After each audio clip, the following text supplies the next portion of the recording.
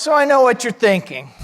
Why is a man standing in front of you wearing size 14 red pumps? Well, believe it or not, these are a great visual aid for the state of engaging men in women's leadership advancement. Really, and let me tell you why. First, they represent discomfort, certainly for me at this moment. More importantly, they represent the discomfort that men have in even wanting to have this conversation with women in the workplace. Most men are afraid we'll say or do the wrong thing, and so we choose not to engage. They're also a great visual aid around men and women having very different experiences in the workplace. In my consulting practice, I talk to hundreds of men and women about what's going on in their lives. And they're having very different experiences. Both genders today are working very hard. But women leave their 60-hour week and go home to a second full-time job. In this country, women are still doing 3 times the amount of cooking, cleaning, and childcare as their male counterparts. And that has not changed for a long time. There's actually a great quote around this, and long before Dancing with the Stars, there was a famous dance duo of Fred Astaire and Ginger Rogers. And Ginger was asked about dancing with Fred, and she said, well, Fred's a great dancer, but a woman is expected to do everything a man does flawlessly while dancing backwards and wearing high heels. I think this is a great illustration that men and women are both dancing in the workplace and having very different experiences. Next, they represent a complete violation of the man code. And yes, the man code does exist. The man code says avoid all things soft or feminine. Soft and feminine are weak, and they have no place in business today. I have to tell you, if men had to wear these just for 10 minutes, there is nothing soft or weak about these. You guys are champions for wearing these every day. Thank you. But shoes can also represent the momentum of where we are today. If we look at shoes as a representation of leadership, 17 pairs out of 20 still belong to men. And that number has not changed for about 10 years. We've actually lost momentum in this country. And so today, there are still only 3 pairs for every 17 pair of men's. And so what are we going to do about that? Well, that's the focus of our day today. Since I don't have 4,000 men sitting here, I have to ask something of all of you. How can women create momentum and lead change through male engagement? How can women create momentum and lead change through male engagement? I hate to have to ask you to do this, but men aren't going to do it on their own. We need to be invited into this conversation. And so I want to spend the next few minutes talking to you about how you engage men in a much more comfortable conversation. And so I'm actually going to get a little more comfortable. I'm going to put those up there so you can see them. And yes, the irony is not lost that I can take those off and still be in the workplace, and you can't. There's a concept known as male leader gender fatigue. Men look around the company, see a lot of women, and assume their company is doing a good job, when in fact the numbers just don't bear that out. 56% of men versus just 39% of women think women have made considerable progress in the last 10 years. Men in business, leaders don't even recognize this situation exists. So how do you go out and create champions? Well, how did I get here? Let's just say I've had some unique gender experiences. I'm going to share a couple with you that no man should go through, but they really create moments in your life to tell these stories and go back and engage others. It was 1983. I was working for Procter & Gamble. We had just introduced Always Feminine napkins with patented stay dry technology. I had a sales kit I would go in grocery stores and I would stand with a Stay Free in one side and an Always in the other. And I had blue water. And I would pour it in both of those. And I was trained to grab the grocery buyer's hand, always a man in those days, and say, doesn't the dry weave feel softer? After about 20 presentations, I actually ran into a woman.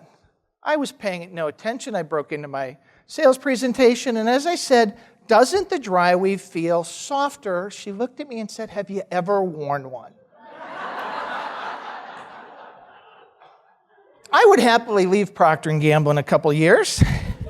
I'd go to work at Coca-Cola. Flash forward 15 years, I'm working in sales training. And literally overnight, I went from working in sales training to working in diversity education. Coca-Cola had a major discrimination lawsuit. And I'm a straight white guy, and they put me in charge of diversity education. And it was that really bad diversity training. You've all seen that episode of The Office? That was my program. And I sat in there day after day after day. And I didn't want to be there any more than the participants did. And then one day, a colleague of mine, African-American gentleman from Columbus, Ohio, stood up and told a story. He said he's vice president. He drives a white Jaguar and lives in a very nice suburb of Columbus. And at least once a month, on his drive home from work, he is pulled over for no other reason than being a black man in a nice car in a nice neighborhood. And he said the lowest day of his life was when he got pulled over, and his 14-year-old son was sitting next to him. And all you can do in your anger and outrage is drop your hands in your lap and be as polite as possible, because you know in a few years your son is going to get pulled over. And the way you react in that moment is the way your son is going to react. And I heard that and it changed me. I'm the father of a son. And I knew I would never experience that for my children in my life. And I had what they call a white male epiphany, where you realize what white male privilege is and the world revolves around me. I became very active in the diversity space for the next 10 years. I would learn that women are really the linchpin. If we can't get companies to have an honest conversation around women, then why are we going to talk about race or sexual orientation or any other of a host of diversity subjects? And so, in doing so, we have to get good at this gender conversation. And I want to go back and revisit just one topic, and it's called this man code, right? Avoid all things feminine. This is drilled into every little boy from the time we step foot on the playground. 40 years later, this is a business cultural norm, and it's very hard to change. Another tenet of the man code says, be a winner. Be a winner to men means I win and you lose. And in my mind, if I'm advocating for women, then men must, by default, be being left behind. When in fact, the data doesn't support that. 3 out of 4 promotions in this country are still going to men. There's another one called be tough. Be emotionally tough. Put work before family. And face time is important. And I hope this trend is going away. But these are all deeply rooted cultural norms that we have to get really good at talking about. So how do you engage men in this conversation? What you need to do is have a head and heart connection. So I want to spend just a couple minutes talking about the head piece, this business case. I've really got to understand this as a leader, so I'm not just doing this soft, feminine, women's advancement thing. As I go around and talk to groups, the business case today is overwhelming. There are macro trends colliding in the workplace that are bringing this around. Our earlier speaker talked about millennials. Today, you can't talk about women without talking about millennials, without talking about multiculturalism. 85% of new entries into the workforce are women and minorities. 85% are women and minorities. Said another way, only 15% are white men. What do you mean? Are white men disappearing? Yeah, well, believe it or not, we kind of are.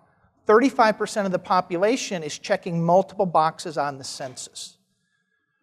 So the workforce looks significantly different, and it's getting much younger. And we already heard that millennials don't want to go to work for your company. Additionally, if you need a bright, educated workforce, chances are it's women. Women are getting 58% of the bachelor's degrees and 60% of the master's degrees in this country. The number one major in school for the women going to school is entrepreneurship. So I don't want to work for your company. I'm not even going to join your company. This is all compounded by 10,000 boomers a day leaving the workforce. And they all look just like me. They're all older white men. And so these trends, these macro trends are colliding to create this business case. And then there's one more issue taking place, and that is most companies are focused on fix the women programs. Go take one more course, go take one more rotational assignment, and you'll be good enough and ready enough to get promoted. Let me tell you, you're already good enough. Programs are not driving progress. That's the business case. Thank you. But to drive action, you need the heart piece. And the heart piece is a personal connection. Most men, when we leave for work, we put on our suit of armor, and we don't even think about our family. We just go out and do battle. And unless there's something on our day timer, we just forget that they exist. And that's true, ladies, and you need to know that. As a boomer dad, though, I tried to be a good father. Whether it was dance or soccer, I made the game. I supported my daughter. I made sure she went to a great college. But the day she graduates and makes 78 cents to my son, I choose to do nothing. I choose to stop advocating for one of the most important people in my life. Fathers of daughters in this country need to be outraged that organizations and society only value our daughters at 78 cents on the dollar. Only men can choose to fix that. We've got to get angry, and we've got to do so with a sense of urgency. And so that's my message for you to take back, this head and heart connection. That's how you're going to drive action, and you have to go out and do this. How can women create momentum and lead change through male engagement? Talk to us about the business case. Talk to us about our daughters and our sons and why this is so important. And talk to them about shoes. Remind them of the first little pair of shoes their daughter wore and all the hopes and dreams you had for her. And then talk to them about all the other shoes women will wear in their life and how you're supporting your daughter by supporting women in the workforce today. At the end of the day, it's not about putting men in women's shoes.